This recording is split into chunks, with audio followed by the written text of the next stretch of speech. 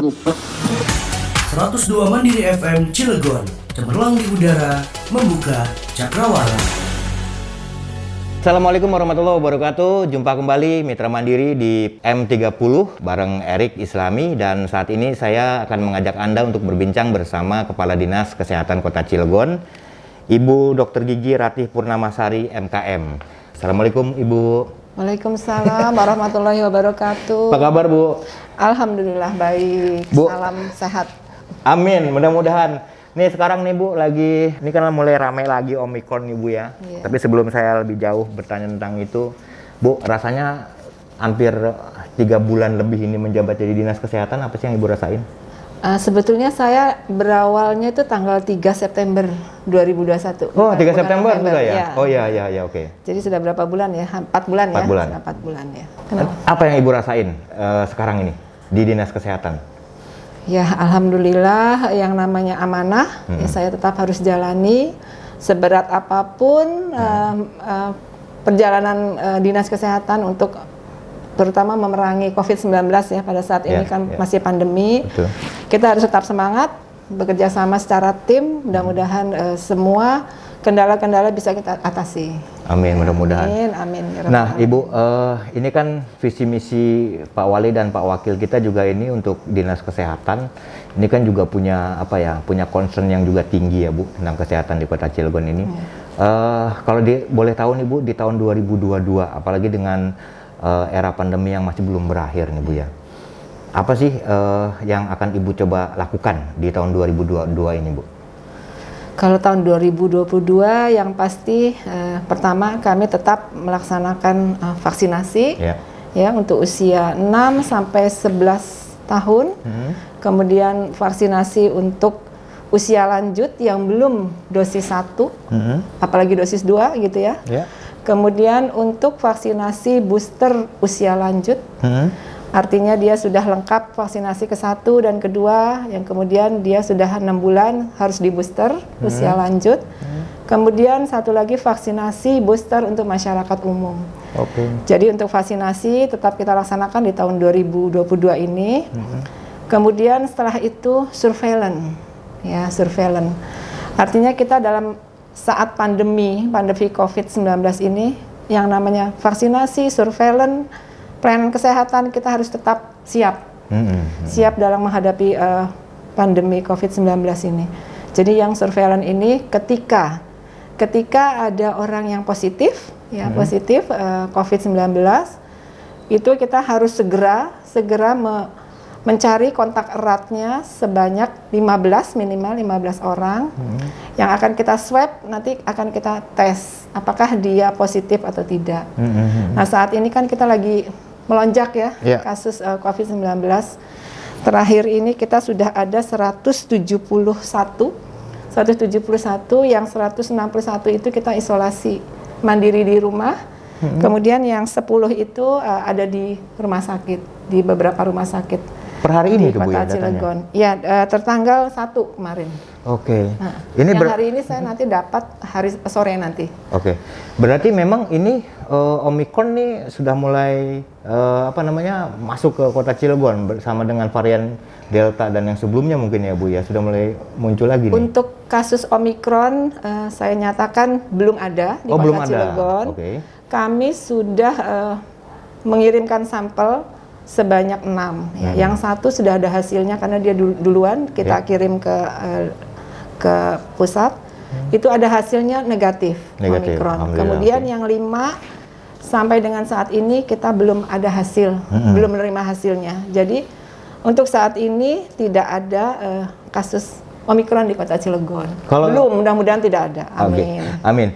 Kalau misalnya Omikron belum ada, berarti yang tersuspek negatif itu positif COVID-19 di Delta, varian Delta atau gimana Bu? Justru itu ya, mungkin varian Delta, mungkin varian lain, karena kan namanya virus itu dia bermutasi terus, bermutasi gen. Karena saat ini memang lagi ramai varian Omikron, Ya kita juga mengharapkan di Kota Cilegon ini tidak terjadi. Ya, gitu. amin. Kita juga maunya Amin. seperti itu, Bu. Nah, Bu, ini kan kalau misalnya kita sudah melihat berita yang simpang siur nih, Bu. Kemudian juga masyarakat dibuat bingung dengan pemberitaan yang memang masif banget gitu. Nah, kesiapan dari kita sendiri nih, Bu, terutama yang dilakukan oleh Dinas Kesehatan tadi Ibu tadi nyebut tentang vaksin misalnya gitu. Nah, sejauh ini targetnya nanti ke depan nih, Bu.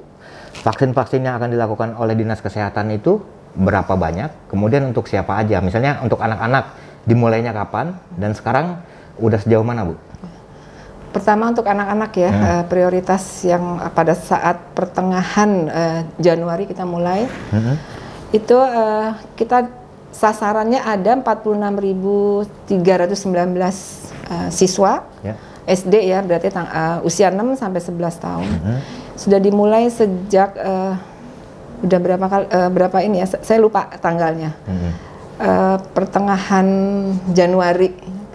Januari kemarin sampai dengan saat ini kita sudah 15%-an. Oke. Dari 15%-an, kalau tidak salah pertama itu di Kecamatan Grogol seluruh SD, ya. Kemudian setelah itu di Kecamatan Citangkil, kemudian saat ini di masih di Kecamatan Citangkil ya berarti.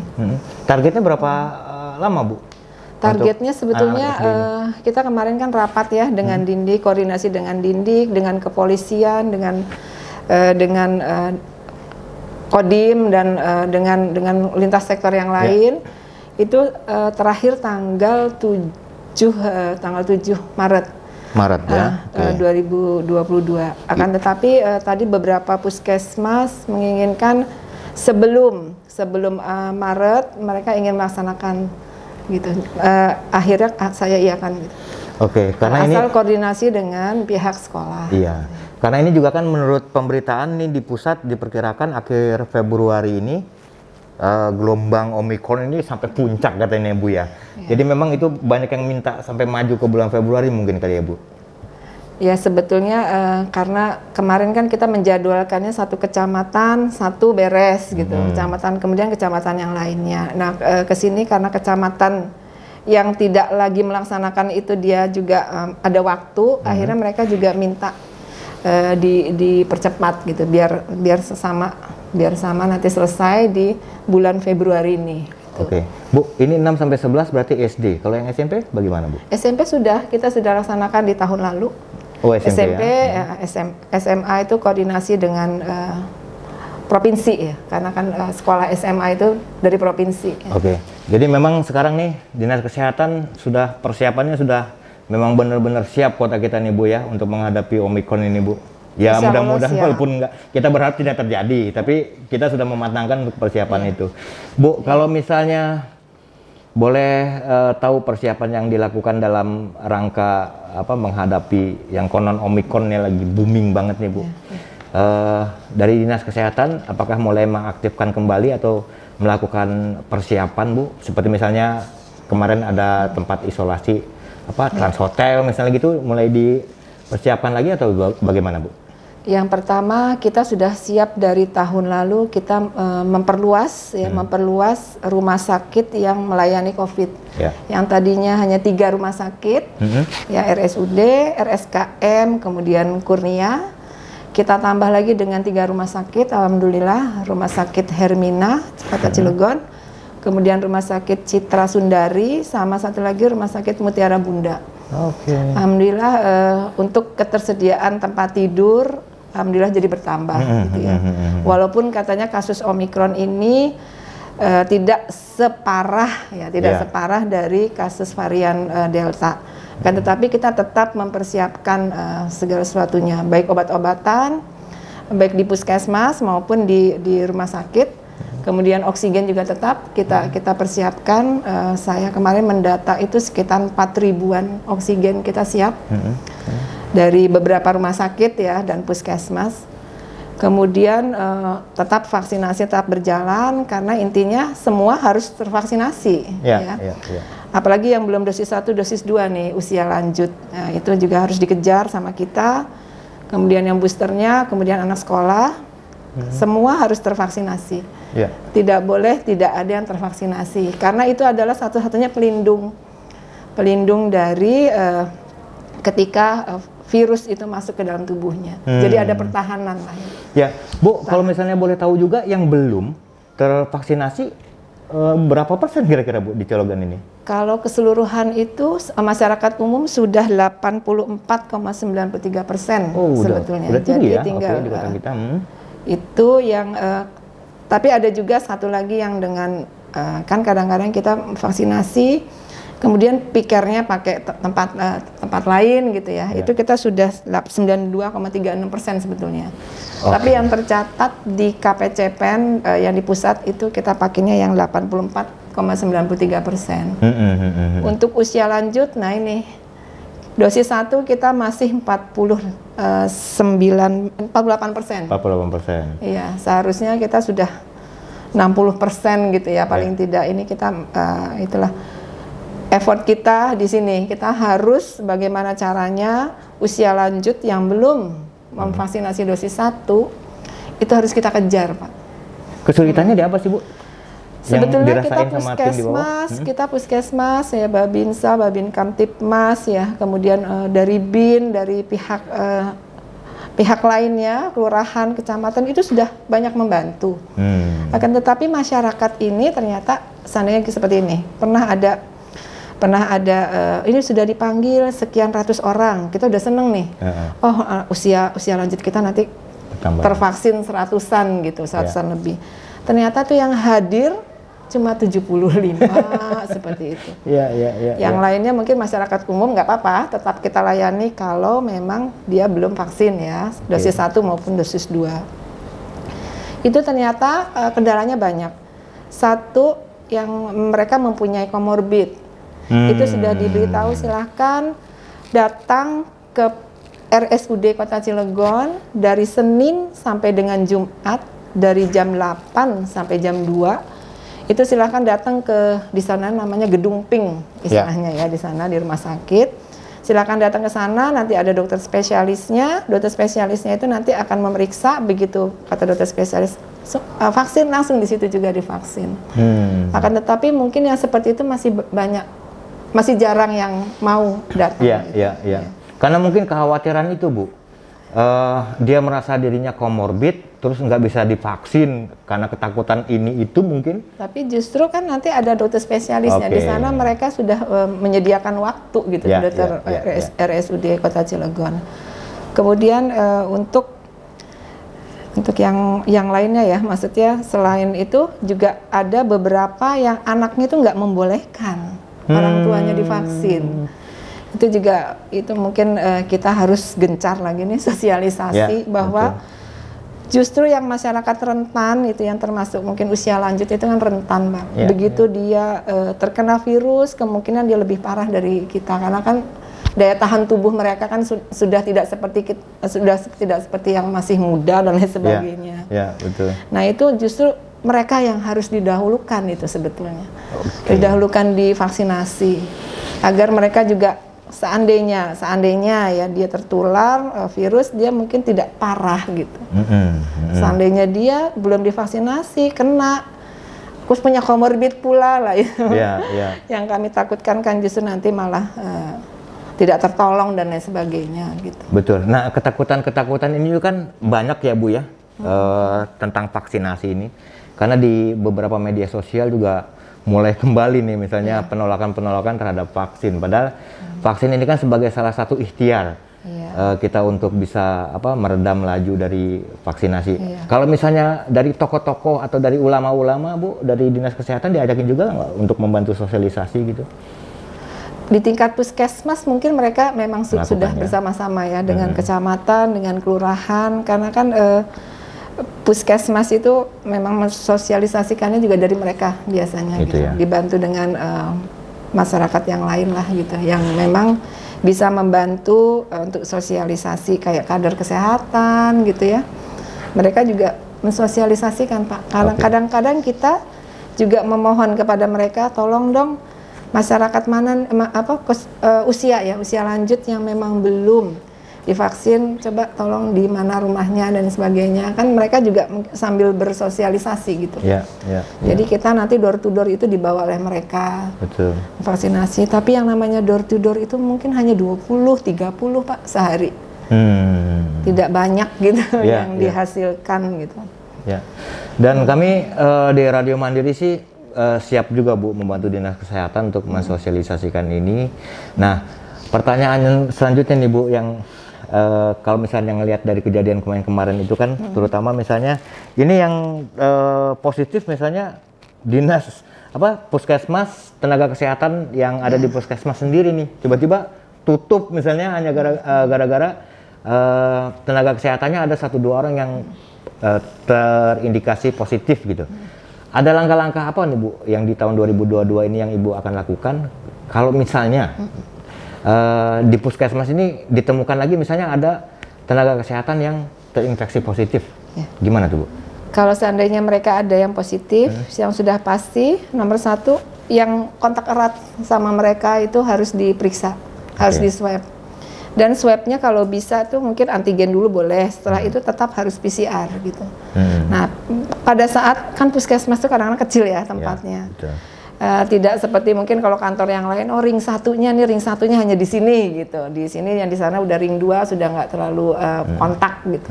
Tapi yang namanya di puskesmas itu mereka mobile di dalam puskesmasnya itu nanti ke bagian obat, nanti kemana gitu mereka.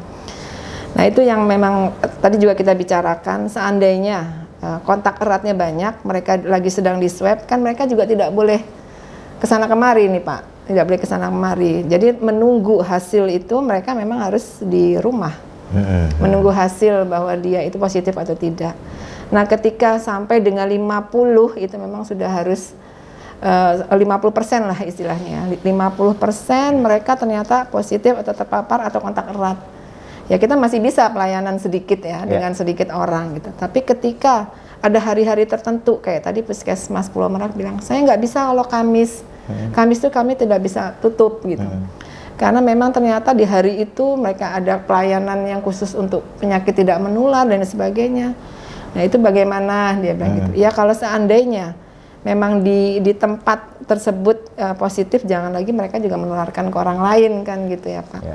Jadi mungkin solusinya ke depan kalau memang sudah 50% mereka terpapar, itu kita tutup. Ya kita tutup, kemudian nanti bisa dilayani di puskesmas yang tidak ini, mungkin yang terdekat lah gitu. Oke. Nah ini menarik Bu, karena memang kemarin tuh sempat ramai juga ada beberapa puskesmas yang terpaksa tutup karena memang tenaga kesehatannya kan banyak yang terpapar gitu ya, sehingga memang masyarakatnya mau lari kemana gitu. Tapi dari penjelasan Ibu tadi, mudah-mudahan Mitra Mandiri bisa mengetahui lebih jauh mengenai apa yang sudah dipersiapkan oleh Dinas Kesehatan. Bu, ini untuk anak-anak sekolah. Sekarang ini mulai muncul lagi mereka nih anak-anak sekolah yang sudah mulai diserang nih Bu. Ada salah satu sekolah misalnya memang sekarang sudah full daring misalnya gitu. Walaupun ada yang masih banyak bergilir gitu. Ibu menyikapi untuk sekolah-sekolah ke depan untuk mengantisipasi kalau misalnya memang benar-benar terjadi Omikron ini masuk ke Kota Cilegon seperti apa Bu? Sebaiknya kalau memang sudah ada Omikron dan itu mungkin sudah terjadi di salah satu sekolah atau bagaimana di murid, lebih baik memang kita jarak jauh ya, maksudnya daring kembali gitu, daring kembali. Memang sudah ada Pak beberapa, tapi bukan Omikron ya, sekali lagi bukan Omikron karena hasilnya belum ada gitu. Mudah-mudahan tidak ada ya. Nah itu sudah ada sekitar 2, 3, 4, 5, 6 sekolah itu sudah ada kasus gitu. Nah mereka otomatis mungkin kepala dinas pendidikan juga sudah memerintahkan mungkin ya. Di sana itu tutup gitu, sekolah itu tutup dan dilanjutkan dengan daring. Nah jadi untuk Mitra Mandiri yang punya putra-putri yang mungkin masih sekolah di SD ataupun mungkin juga di SMP, nggak usah khawatir karena memang pemerintah Kota Cilegon melalui Dinas Kesehatan dan Dinas Pendidikan juga selalu kolaborasi dan berkoordinasi agar keselamatan putra-putri Anda juga menjadi salah satu prioritas utama dari program kerja dari Dinas Kesehatan ya Bu ya? Sebetulnya kita juga sudah ada ya dari mereka dari Kementerian Pendidikan, kita dari Kementerian Kesehatan bahwa mereka itu sudah punya surveillance seperti surveillance berbasis masyarakat lah. Nah itu yang dilakukan oleh ibu gurunya di sekolah bahwa mereka itu ketika dia sudah tatap muka kan selalu harus menyediakan tempat cuci tangan ya, terus pengukur suhu dan harus menggunakan masker. Nah itu harus ada pemantauan, ada pemantauan si anak benar nggak begitu masuk dia cuci tangan, kemudian diukur suhunya, kemudian juga dia pakai masker atau tidak dan menjaga jarak atau bagaimana. Nah itu ibu gurunya memang sudah kalau tidak salah kita semua tuh beberapa sekolah sudah dilatih seperti itu. Terus ada istilahnya ada pelaporannya dan lain sebagainya. Kami dari Dinas Kesehatan juga bekerja sama. Jadi nanti kami juga datang, apalagi ketika diketahui bahwa ada satu positif, kita turun ke sekolah itu dan kemudian kita swab gitu ya mereka itu. Umpamanya satu kelas kemarin ada berapa orang, itu kita swab. Ada juga yang kemarin ada sekitar 91 yang swab 27 positif gitu. Jadi kita selalu berkolaborasi, alhamdulillah. Mereka juga udah dilatih dari Kementerian Pendidikan bagaimana PTM bagaimana pada saat PTM mereka ada surveillance tatap muka ya yang terbatas itu mereka sudah tahu gitu. Kita juga sama dari pihak kita juga kita tetap ikut kalau kami mungkin nggak tiap hari gitu ya jadi sebulan sekali atau bagaimana itu kita tetap kita datangi gitu sekolah. Oke, Bu Kadis, kalau misalnya ada masyarakat atau masyarakat pendidikan lah misalnya yang ingin mengabarkan tentang ini putrinya atau dirinya sendiri mengalami gejala-gejala yang mungkin sama seperti yang dirasakan di sosialisasi tentang COVID, itu ada nomor center khusus nggak Bu? Atau ada tempat khusus? Hubungi ke puskesmas terdekat aja, karena mereka selalu siap untuk swab, untuk vaksin gitu ya. Silahkan. Atau ke fasilitas kesehatan yang lain juga boleh yang memang sudah kerjasama dengan kita. Siap. Bisa. Baik Bu Kadis, ini ada yang menarik dari tadi yang Ibu sampaikan mengenai data yang sudah terpapar itu ada 171 orang. Komposisinya mana aja tuh Bu? Bisa dijelasin lebih detail? Dari 171 yang kita dapatkan yang terpapar COVID pada tanggal 1 ya, 1 kemarin 1 Februari 2022. Itu sebagian besar memang usia produktif ya, dan didominasi oleh pria atau laki-laki. Laki-laki Bu? Ya laki-laki. Walaupun mungkin anak-anak juga ada ya, kemudian untuk remaja juga ada. Tapi memang lebih banyak itu adalah laki-laki dan usia produktif. Kemungkinan mereka kan mobile ya, mobilitasnya tinggi. Dia bekerja mungkin saja di luar kota Cilegon atau mungkin ya mobilitas mereka lebih tinggi lah dibandingkan mungkin perempuan gitu ya. Kebetulan saya perempuan juga. Tapi ternyata laki-laki yang lebih banyak. Dan ternyata setelah ada beberapa kasus dari anak itu memang didapatkan dari orang tua yang positif laki-laki. Gitu. Jadi pembawa istilahnya Jadi maksudnya penularan bisa saja dari klaster keluarga tadi dari orang tua yang memaparkan kepada anaknya gitu. Ini menarik Mitra Mandiri, khususnya untuk Anda laki-laki harus benar-benar kaum bapak benar-benar harus prokes karena memang ini dari 171 orang. Ini sebagian besar indikasinya ya bahwa bapak nih yang bawa penyakitnya ke rumah ya, tidak prokes. Ya mudah-mudahan ini jadi peringatan untuk kita semua nih Bu ya, supaya itu tidak terjadi lagi. Bu, kalau misalnya ada masyarakat yang terpapar COVID-19 dan harus dirawat penanganan medis, pembiayaannya gimana Bu?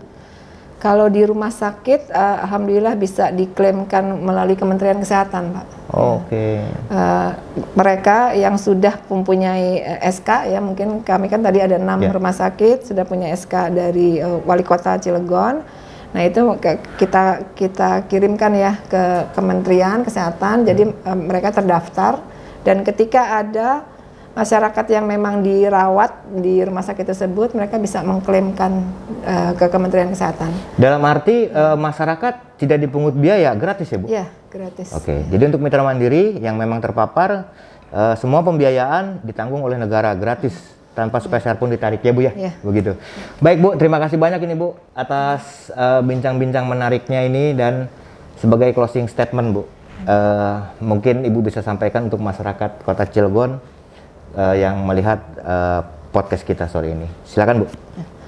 Terima kasih, salam sehat sebelumnya. Ibu Bapak sekalian, kita ini memang harus selalu menjaga protokol kesehatan dimanapun, kapanpun, gitu. Terutama bagi kita-kita yang memang selalu pergi keluar dari rumah, gitu ya, dari rumah. Jadi tetaplah kita memakai masker, kemudian tetap kita mencuci tangan dengan sabun dan di air mengalir, kemudian tetap menjaga jarak, paling tidak minimal 1 meter dengan yang lainnya. Kemudian juga kita mengurangi mobilitas, ya, mobilitas kita. Kemudian menghindari kerumunan. Ditambah lagi satu oleh saya bahwa kita harus melakukan vaksinasi. Bagi yang belum melakukan vaksinasi, baik dosis 1, dosis 2, maupun booster, silahkan datang ke fasilitas kesehatan di puskesmas maupun di rumah sakit, di RSUD dan di RSKM dan fasilitas kesehatan lain. Silahkan. Kemudian setelah itu jangan takut, ya, jangan takut divaksin, karena memang vaksin ini adalah sebagai pertahanan tubuh kita, ya. Jadi kita akan lebih akan terlindungi ketika kita sudah divaksinasi. Jadi jangan takut, terutama mungkin untuk anak-anak dan usia lanjut, jangan takut untuk divaksin. Ketika memang ada usia lanjut yang mempunyai komorbid, silakan datang ke rumah sakit RSUD Kota Cilegon, nanti akan dilayani oleh dokter spesialis, dan ketika dibolehkan untuk divaksin, akan langsung divaksin di fasilitas tersebut. Baik. Kemudian ada tambahan, kita memang harus mengaktifkan kembali, walaupun mungkin sudah aktif, tapi harus lebih diaktifkan kembali untuk Satgas tingkat kelurahan, tingkat RT, RW, kecamatan, dan kita di tingkat kota, gitu. Kemudian kita harus mempersiapkan isolasi terpusat Kota Cilegon, agar nanti ketika sudah terjadi lonjakan yang lebih dahsyat lagi dari sekarang, yang mudah-mudahan tidak terjadi. Amin. Itu kita sudah siap dengan isolasi terpusat di Kota Cilegon. Terima kasih. Baik mitra mandiri, sampai di sini dulu perbincangan kita di podcast M30 bersama Kepala Dinas Kesehatan Ibu Dr. Gigi Ratih. Dan saya juga mengingatkan kepada masyarakat Kota Cilegon, tetap prokes dimanapun Anda berada dan tidak usah khawatir, karena Dinas Kesehatan bersama dinas-dinas yang lain yang terkait di pemerintah Kota Cilegon sudah bersiap sedia untuk menghadapi kondisi terburuk dari perkembangan COVID-19, terutama di varian Omicron. Sampai jumpa di lain kesempatan. Saya Erik Islami undur diri. Wassalamualaikum warahmatullahi wabarakatuh.